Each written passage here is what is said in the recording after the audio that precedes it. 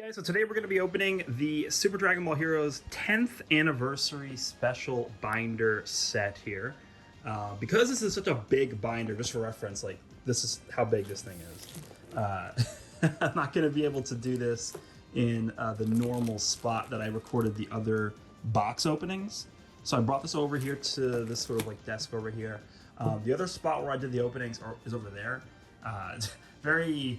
I don't really know what to call it. Not professional stuff. I have the light over there. I literally put my phone like behind the light to capture everything. I'm recording this pretty much right after I did the other openings. You can see the boxes of opened sets over there. I have a bunch of other stuff to open as well. But we're going to go ahead and get this started here. Hopefully the quality is not too bad. The lighting should be okay. I do have a light right above me over here, so it's hopefully going to be turning out fine. The one thing I'll say about this is I've had this for such a long time. The game is already well past its 11th anniversary. The 11th anniversary was in November of 2020. 2021 was the 11th anniversary. So they did also end up releasing an 11th anniversary binder, which I do have over there in the pile of stuff. So I'll be opening that in a separate video, but we're going to start by opening up this 10th anniversary binder. I do believe that this 10th anniversary binder is really jacked up in price right now. I think it's going for around 40,000 yen, which is, with the exchange rate, I think it's probably somewhere around like 320, 330 bucks, something like that. So this is a pretty expensive thing here, especially unopened. I think this would sell for a lot. So this is going to be a special one here. After this, we're going to open up the 11th one in a separate video, but let's go ahead and get started. I'm going to remove the plastic wrap and we'll get into what's inside the set here. Okay, so I've gone ahead and removed the plastic wrapping. It doesn't actually come with this like pamphlet here. It's only like a brochure, pretty much, like a 2-page thing. Now, what this is obviously it's written in English, so you guys can see this. 10th anniversary special music collection. So I wonder if there's a CD in here. This is a lot. This is 99 tracks are in here, which actually, if there is a CD in here, that's actually going to be really good for me because I could use all of these songs as like background music for my other videos. So that actually would be pretty helpful for me. So let's go ahead and put this on the side for now.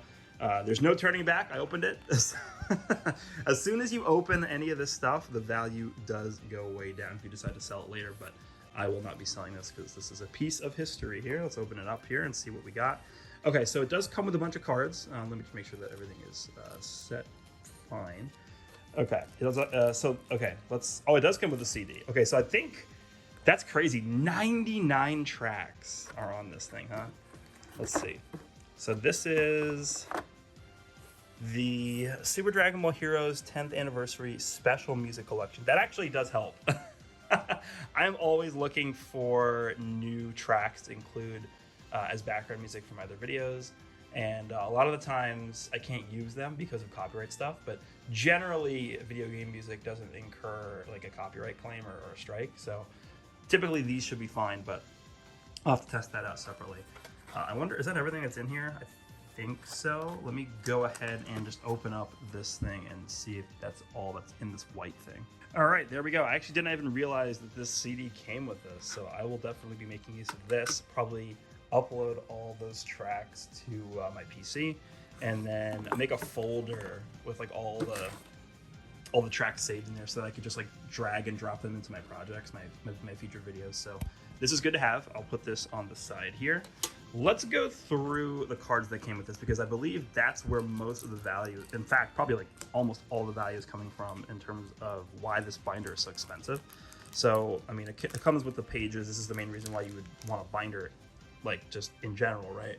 So for cards that I pull from either the machine or the booster box, like you guys saw, this is gonna be a spoiler for one of the booster box openings, but you guys saw the most recent booster box opening I did. I actually ended up pulling the secret rare Super Saiyan 4 Gogeta from the that UI Goku booster box. Obviously that card is pretty damn expensive. Again, I looked it up recently. I'm pretty sure that Gogeta could sell for up to like 9,000 yen for a just raw copy of the card, which is, I would say, probably like 75 to 80 bucks. So that's pretty good. I'll probably put him in here. But in terms of the cards that this binder comes with, it comes with, I guess, these 7. So the first one is going to be, we'll take a look at these in depth. I'll pull them out of the pockets here in a second, but just as an overall look here. So this is obviously Namek Goku. It's kind of the same pose that, if you guys play Dokkan, the transformed version of the STR Namek Goku. That's his art. Then we have Majin Vegeta in the middle of the final explosion. Then we have this Vegito Blue. Now, I did look up the cards that this came with before opening this, just to have a better explanation for, you know, each of these cards. This Vegito Blue, I think, is probably the main reason why this binder is so expensive. This guy actually right now is a very, very meta card. Like, you see this guy used in a pretty wide variety of situations. So we'll take a look at what he's going to be doing after I go through the rest of these. But this guy, I think, is the main reason what drives the price up so high for this binder. Then we have a Golden Great Ape Gogeta. Is a very Heroes-esque character, which you probably will not find anywhere else. I don't believe Golden Great Ape Vegeta appears in any other Dragon Ball medium. Then we have a Blue Goku and Blue Vegeta. Now, these guys are both from the Broly movie, and the way you can tell is because there's a BR after their names on the right side of the card. You can see it says Goku, and then there's a colon, and then it says BR, and then the same thing for Vegeta over there. That's something that Heroes likes to do for the way to differentiate between different types of the same named character. So, for example, Broly movie, every single card that is part of the Broly movie. So for Frieza, there's Broly himself. It goes, you know, Broly, colon, BR. Frieza, colon, BR. Now we're getting the Dragon Ball Super superhero movie release, right?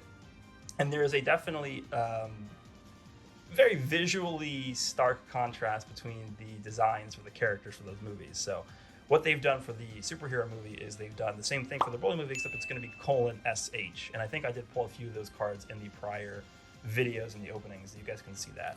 And then the last card here is going to be a avatar card. So if you guys don't know how this works, basically if you, you know, whenever you start Heroes, you get an avatar.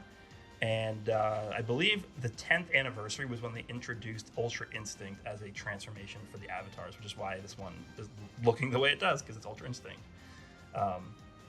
So, I mean, you don't have to use your avatar every time you play the game, but your avatar definitely is, in most instances, going to be your strongest character, assuming that you've raised them appropriately. And then after that, we do have some sleeves here, the special 10th anniversary card sleeves. So I'll probably end up using some of these as we go through some more openings down the line, but I don't know how many come here. Like, so we'll open this and take a look. But let's go ahead and actually open this up, and we'll look at the cards in a bit more detail. All right, so I've gone ahead and put all the cards in the sleeves, and I've also attached the sheets into the binder. So in total, this came with 10 sheets. So there's 10 pages to insert cards into.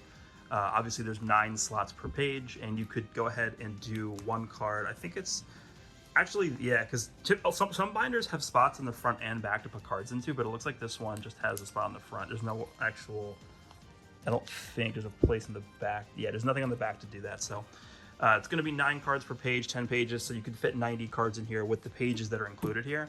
Now, if you want to, you could go ahead and buy separate pages to insert here if you want more space, because honestly, like, taking a look at the thickness of this binder, there's really a lot of space left if you wanted to put more in here.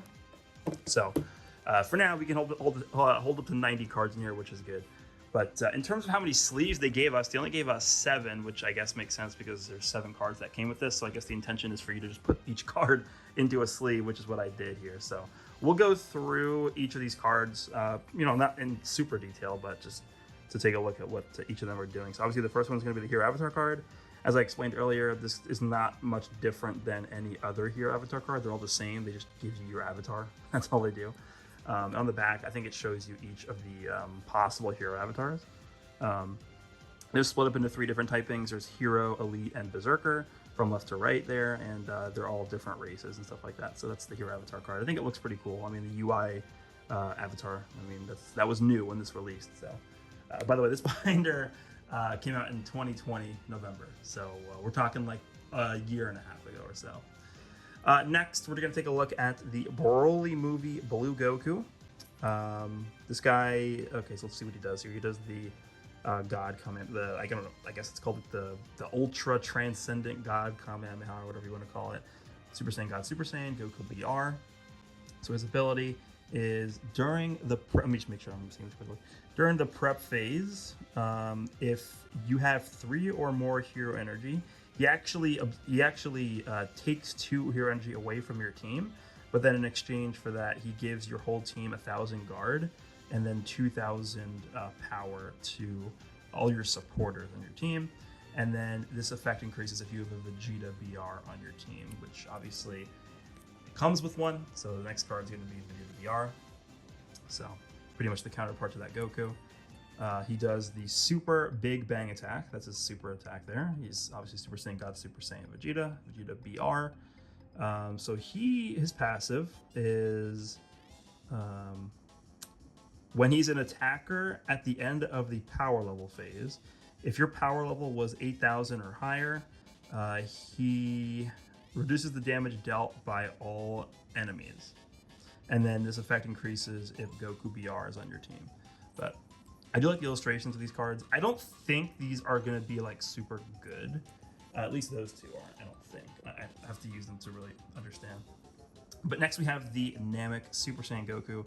Honestly, I'm pretty surprised they went with this illustration for just like a promotional binder set. And if you guys didn't see the serial numbers, it's ABS is the prefix here. So I guess that's what anniversary binder set is what that's supposed to stand for.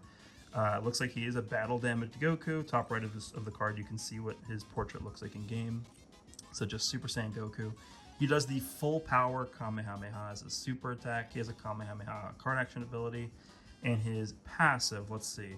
So at the end of the power level phase, he gets 1 hero energy. And that happens every single turn. That actually can add up, right? It's in the course of a 5-turn battle, you're going to be getting 5 hero energy over the course. So that's actually not too bad. And then on top of that, if you win the power level phase, he increases your team's power level by his own power permanently. So if this guy's power stat, right, is, I mean, his base power stat you can see in the middle of that red number is 3,600, but you could obviously increase that through other, mechanics, through other cards that like buff your power level. So for example, if you have another card that buffs this guy's power by 5,000, he goes up to 8,600 power stat in total. And you win the power level phase there, you're going to be getting an 8,600 power level boost to your power level, because that's what his effect is. So he's going to synergize with cards that increase his power stat. He seems pretty good. All right, next we have Majin Vegeta. Let me just go ahead and reposition this. So obviously in the middle doing the final explosion. Vegeta, and because I mentioned this in a prior video where I said the way that they refer to Majin characters in this game is not, they don't actually call them Majin, they just call them King of Destruction. This one is called Prince of Destruction because of Majin Vegeta. I actually was wrong in that video. I think I said that Majin Vegeta was the only card that they actually referred to as Majin Vegeta, which is not right, because this guy's not, like, you can see his name up here is just Vegeta, but then the form under where it says Vegeta is Prince of Destruction. So for whatever reason, they don't end up going with Majin Vegeta, they go with Prince of Destruction, and then for like other Majin controlled or possessed characters, they go with King of Destruction. So like King of Destruction Hachiyak, King of Destruction Broly, King of Destruction Garlic Jr. are all the Majin versions of those cards. So obviously he does the final explosion. It costs 9 energy, which I'm hoping he has some kind of way to like reduce the cost of that in his passive, because that is a lot. He has a super energy touch action ability. Let's see what he does here. So his ability, it looks like he permanently increases his power and super attack damage, and also his hero energy, depending on how much ki he uses when he's an attacker in the prep phase. So I guess the closer to the top you put this guy on your prep phase, the more ki he'll I guess use in that phase, and then that will therefore increase his power, damage, and hero energy. That's actually a really good effect right there. So it says if you use less than 1 gauge of ki, this ability will not activate. So you need at least 1 gauge of ki for this ability to actually do anything. So there he is. I think this art, again, I'm pretty surprised they ended up going with this for just like a promotional binder, because this is like not just the part of him exploding, but also the background, like that look that he has, like this part right here. That's obviously a very, very iconic pose there. So they ended up going with this and the pretty iconic pose for Namek Super Saiyan Goku in the binder. So that's pretty cool.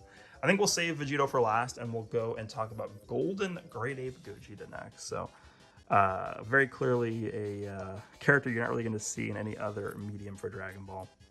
So Golden Great Ape Gogeta. This guy does the Super Soul Punisher. That's his super attack.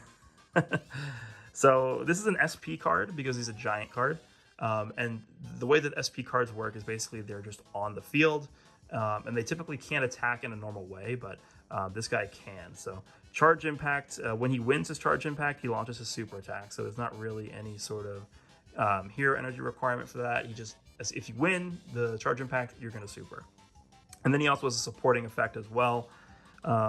So it looks like he's permanently going to increase the amount of his super attack damage by the amount of enemy supporters times 1,000, as well as depending on the amount of enemy attackers there are, he's going to permanently increase the amount of damage he does, I think. Hold on, let me see this. Oh, no, sorry. He's going to permanently increase his power depending on the amount of enemy attackers there are. And then his super attack damage goes up depending on how many enemy supporters there are. So he's going to get an effect no matter what you do. The only issue with this is that's only going to activate as a supporter. So he's not going to be able to attack in the same turn that activates. So he's going to take a bit of setup to make work. But I think he seems pretty good. I'm not really sure the value of this card. I'll probably look that up after this video, but he seems like he'll be pretty good.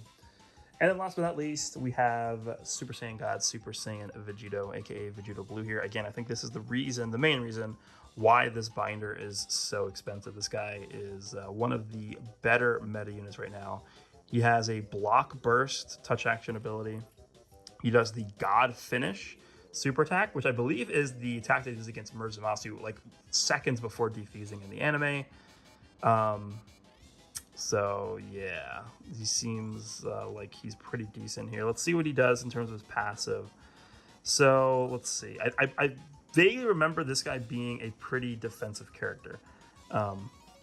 So it says during the power level phase, if there are any allies with power or guard stats of 100 or less, he's going to reduce the all enemies' power and guard by 5,000 for the round. That's actually pretty good. So it's not only power, it's also guard. Decreasing the enemy's guard by 5,000 for one round. You don't really see a lot of ways to amplify your guard stat. So reducing that by 5,000 is actually going to be pretty effective there. And then also, in addition to that, if the enemy team has 5 or more members on it, he seals the super attacks of the enemies that have the 3 highest power stats. And that happens every turn. That, I believe, is the main reason why this guy is so good. Because typically when you see abilities that seal super attacks for the enemies, those don't really tend to activate every single turn, right? And this guy, literally, every single turn. I mean, the only condition that has is that the enemy has 5 or more members on it, which is every single time you fight an actual like real person, because they're going to have 7 cards in their team. So every turn he's sealing the super attacks of the 3 enemies with the highest power stat, and there's nothing you can really do about that. I mean, there are certain ways you can avoid that. Like there's certain abilities that I think ignore super attack sealing, but you're gonna have to run those, I guess, for that to actually work. But this Vegito Blue, definitely probably one of the better cards in the game right now. Super meta right now. And that is pretty much going to conclude the overall review of the 10th anniversary binder set for Super Dragon Ball Heroes. Again, this binder came out in November of 2020, so a little bit old.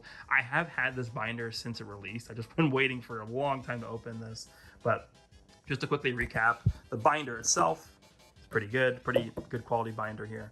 The back, here it is, comes with 10 sheets to insert cards into. comes with these 7 cards that we looked at already, the 2 Broly movie cards, Goku and Vegeta, Vegeta Blue, Namek Goku, Majin Vegeta, Golden Grade A Gogeta, and then it also comes with this 10th anniversary CD with apparently 99 different tracks on it, so be making use of that in the near future in other videos. But hope you guys enjoyed this video. We're going to go ahead and open up next the 11th anniversary binder set, so hope you guys look forward to that, and I'll see you guys all in the next one.